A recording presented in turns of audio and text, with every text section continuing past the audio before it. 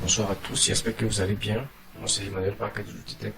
Je vais présenter un peu le logiciel que nous sommes en train de développer pour la clinique Ange Alex. Ici, les options qui ont été développées jusqu'à présent, si on va à l'accueil, on a patient, caisse, consultation, imagerie, laboratoire, pharmacie qui ont été implémentées jusqu'à maintenant. Au niveau des explorations, il y a saisie, imagerie, saisie, labo qui ont été implémentées. Donc nous allons tout de suite passer à l'action. Vers l'accueil, je prends un patient, on va identifier un patient du moins, identifier un patient, je vais sélectionner un patient qui est monsieur, peut-être je vais mettre connoté Abdul par exemple. Abdul, sa date de naissance, je suppose qu'il est né le 12/12/1988. Automatiquement, il a 36 ans, donc dans les calculs, il va avoir 36 ans 3 mois. Au niveau du genre, je prends masculin et sa profession, je peux dire que bon, peut-être c'est un développeur ou bien un webmaster par exemple. Désolé, webmaster. Voilà. Maintenant, il réside par exemple à Port-Boué. Son numéro de téléphone, je suppose que c'est le XXXX. Bon, c'est un numéro simple que je mets. Son Gmail, je vais supposer que son Gmail s'appelle Konaté Abdul. Abdul, hein, @gmail, son CMU, je peux mettre peut-être CMUTM, un truc comme ça. Maintenant, au niveau de matricule assurance aussi, je peux mettre peut-être mat, comme ça. Maintenant, son assurance. Ici, on a des champs qui sont cachés, ça va dépendre de l'assurance. On suppose que le patient il est assuré, on va lui demander le type d'assurance, le garant, et puis le taux de couverture. Et si ici c'est non assuré, ils sont masqués par défaut. Voilà. Donc par défaut, le patient est non assuré. Moi, je prends par exemple les mutuelles, effectivement.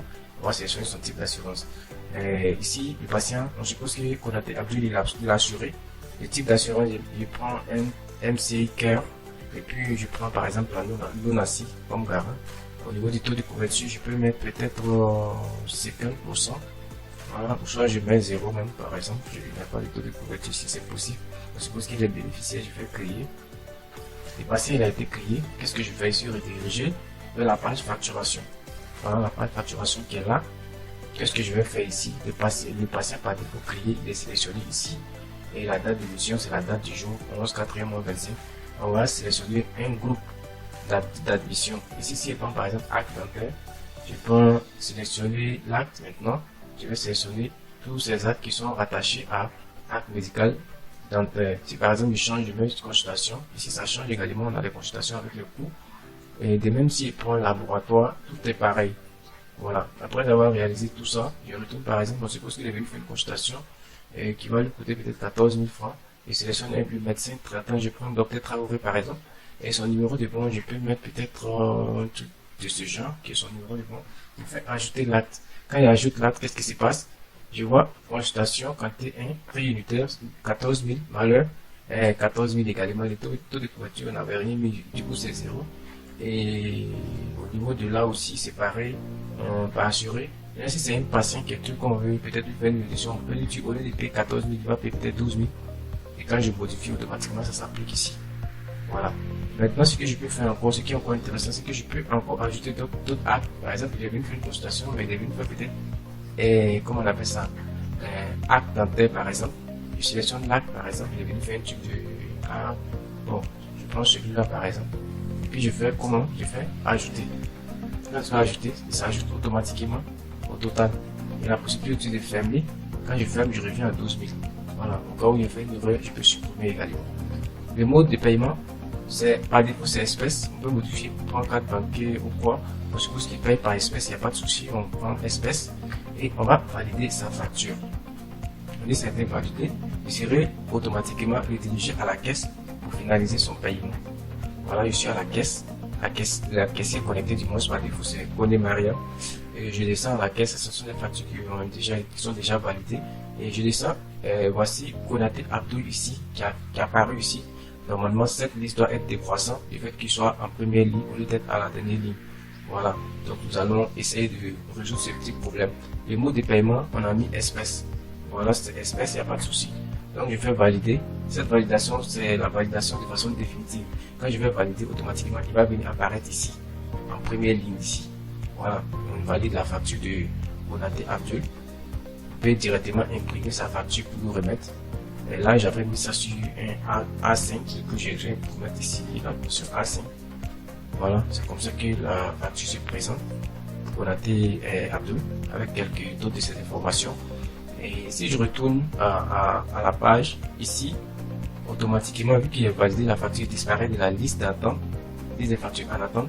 Il apparaît directement ici, facture payée. Voilà, son mode de paiement c'est espèce. Au cas où j'ai oublié d'imprimer aussi pour donner au passé, je peux imprimer à partir de là. Voilà. Maintenant, je vais retourner à l'accueil. Nous allons poursuivre puisqu'il a payé. Il va passer maintenant comment on appelle ça, à la constatation. Il a payé tout à la caisse. Il passe à la constatation. Au niveau de l'accueil, on va passer à la constatation.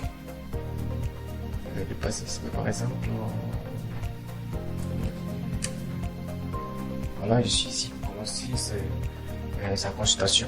Au niveau de là, il y a des informations du passé qui sont là. Vous pouvez formuler le motif de consultation. Il peut mettre peut-être les abdominales, par exemple. Il peut faire des erreurs au niveau de ces historiques de la maladie.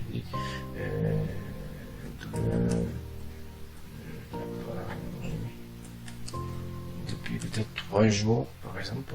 Voilà, donc il prend ses références. Je suppose que c'est quelqu'un qui est gros, peut-être qu'il fait 5 kilos, il peut pas passer, il peut 12, 21, peut-être. Ici, je mets 12, ici, je mets 13, ici, je peux mettre 15, 20, par exemple. Je suppose qu'il a 1m80, 1,80 mètres. Et puis ici, je mets 50, ici, je mets 12.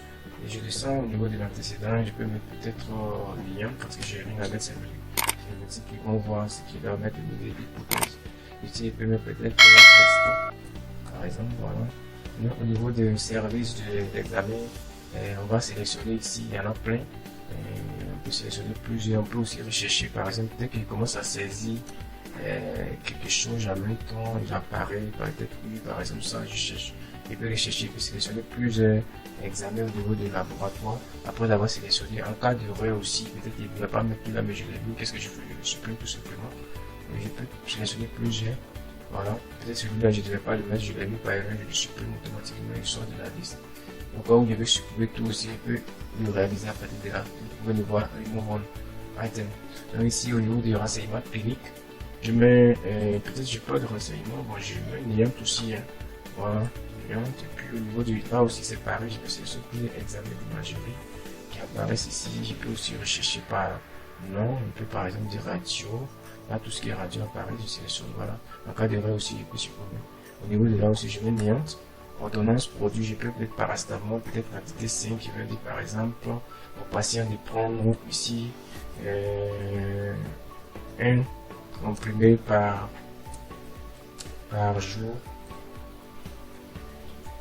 pendant peut-être une semaine. Voilà. Voilà. Au cas où je vais ajouter d'autres médicaments aussi, je peux mettre d'autres médicaments, paracétamol, je peux mettre peut-être de l'iprane, je mets quantité de, je mets par exemple, pour des demandes de passer de comprimés par jour également. Et puis c'est fini, de là aussi, actes médicaux, je suppose que j'ai rien à mettre, je laisse la liste vite. Et je descends au niveau des dates du prochain rendez-vous. Je suppose que je vais pas de prochain rendez-vous, donc je laisse ici au niveau de là, je mets 0. Ou bien je mets rien, voilà, je fais enregistrer. Voilà, consultation enregistrée avec succès, ok. Qu'est-ce que je fais? Je vais sur la liste des consultations. Voilà, au niveau de la liste des consultations, je vais rechercher Abdul. Voilà, quand je recherche Abdul, celui qui est là, je vais voir sa consultation. Donc au niveau de voir, s'il a effectué plusieurs consultations, ils vont apparaître ici de manière décroissante. Je clique sur voir. Quand je clique sur voir aussi, les informations qui sont renseignées de l'autre côté, tout ça apparaissent ici. Voilà, avec les examens, laboratoire, imagerie, tout apparaît ici. Du coup, je vais retourner ici à l'accueil. Si je retourne à l'accueil, je vais aller peut-être ce qu'il est venu faire. On suppose que les informations qu'il a réalisées, d'autres, ceux qui sont pour imagerie, pas à l'imagerie. Par exemple, ici, je ne vais pas fermer la fenêtre. Ici, je suis à l'accueil. Quand je suis à l'accueil, qu'est-ce qui se passe ici? Je vais, par exemple, au niveau de, ici, par exemple, je vais dans imagerie. Je vais aller chercher le même patient qui s'appelle Konaté. Et le voici ici qui est apparu, il a 36 ans. Et les informations aussi qui concernent aussi le labo, ça apparaît ici. Voilà ce qu'on a réalisé pour examen demandé pour imagerie. De l'autre côté ici, par exemple, bon, imagerie, voilà, ces champs qui apparaissent directement pour le patient ici. Voilà, exactement les mêmes choses. Puis ce qu'on a renseigné aussi. Au niveau des formulaires renseigner, bon, on peut ici sélectionner double-clic. Quand il fait double-clic, c'est des informations qui sont relatives que le médecin doit remplir. Dès qu'il finit de remplir, il imprime tout simplement. Je suppose que je sélectionne peut-être radiographie, pulmonaire, de face. Quand je vois, c'est déjà prédéfini, je finis de renseigner, je fais imprimer. Voilà, quand je fais imprimer, désolé, j'avais sélectionné ici, le patient, c'est plutôt A4 ici. Voilà, dès que je finis de renseigner, les résultats apparaissent de cette façon, je peux imprimer ça directement ici, avec les informations de la clinique. Voilà. Maintenant, si je vais, par exemple, je suppose qu'on sort d'ici, et puis on part au labo, voilà, on retourne à l'accueil, on va au laboratoire. Ici, qu'est-ce qui se passe? Le patient, il est là, dans la deuxième page, ici, ça va être de façon décroissante, j'ai vu qu'il est là. Je vais cliquer sur voir, ou s'il a consulté ça une fois, donc ça apparaît une fois, je clique sur voir. C'est les examens aussi qui concernent, effectivement, le laboratoire qui apparaissent ici. Donc, si je retourne ici, c'est ce qui est ici qui concerne le laboratoire qui apparaît ici pour le patient. Donc, le transfert se fait automatiquement sur les différents services. Voilà. Et là, quand c'est fini, je revenais à la table pharmacie. Je vais vous montrer quelques détails là-bas.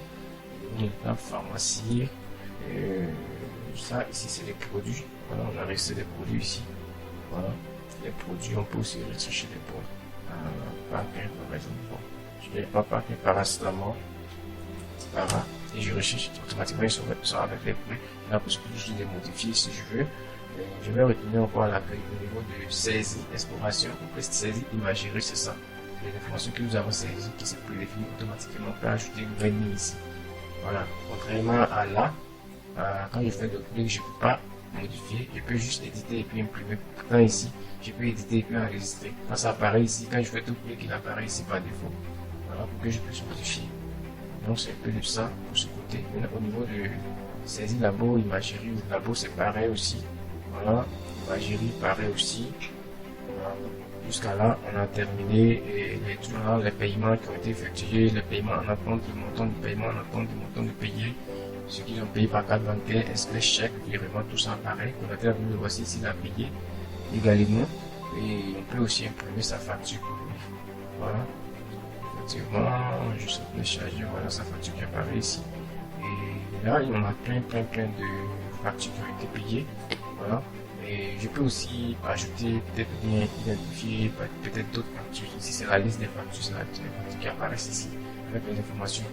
Du coup, c'est un peu ça que nous sommes venus vous présenter aujourd'hui. Peut-être que s'il y a des questions à poser, je crois qu'on va essayer de toucher un peu à tout de ce qu'une clinique a besoin pour fonctionner normalement. Ici, c'est pas encore opérationnel, on va le faire après. Peut-être c'est l'hospitalisation, je peux rester en une position. Si vous avez peut-être des soucis, directement sur notre page. Merci d'avoir suivi la vidéo et bonne soirée à tous.